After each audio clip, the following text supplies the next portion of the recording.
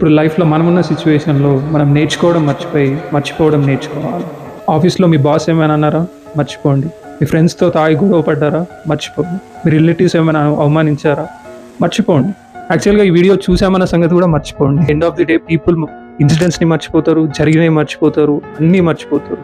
So ఎవరు ఏది గుర్తుపెట్టుకోరు. మనమే దాని గురించి ఓవర్ థింక్ చేసి మన లైఫ్ని కేయాటిక్గా తయారు చేసుకుంటాం. దానివల్ల అవతల వ్యక్తులకు పోయేది ఏం లేదు, మన పీస్ ఆఫ్ మైండే పోతుంది. లైఫ్లో కూడా ఏదైనా సిచ్యువేషన్ వచ్చినప్పుడు, ఏదైనా ఇన్సిడెంట్ జరిగినప్పుడు మనం ఒక ఓవర్ థింకింగ్ అనే సాఫ్ట్వేర్ని మన బ్రెయిన్లో ఇన్స్టాల్ చేసుకుంటాం. దానివల్ల ఇష్యూస్ ఇంకా పెరుగుతాయో తప్పించి తగ్గవు.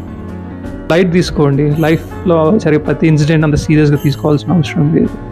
లైఫ్లో జరిగే సిచ్యువేషన్స్ అన్నిటినీ మనం గుర్తుపెట్టుకోము, అవతల వ్యక్తులు కూడా అంత గుర్తుపెట్టుకోరు. So chill. ప్రాబ్లమ్స్ పర్మనెంట్ కావు, కాకపోతే వాటి వల్ల వచ్చే రియాక్షన్స్ పర్మనెంట్ మెమరీస్గా మిగిలిపోతాయి. సో అంటే ఎప్పుడు ఎన్ని మర్చిపోతే అంత మంచిది. మర్చిపోవడం అంత సుఖం లేదు, గుర్తుపెట్టుకోవడం అంత శాపం లేదు, జ్ఞాపక శక్తి అంత శాపం లేదు, మర్చిపోవడం అంత సుఖం లేదు. ఎంత పోతే అంత మంచిది.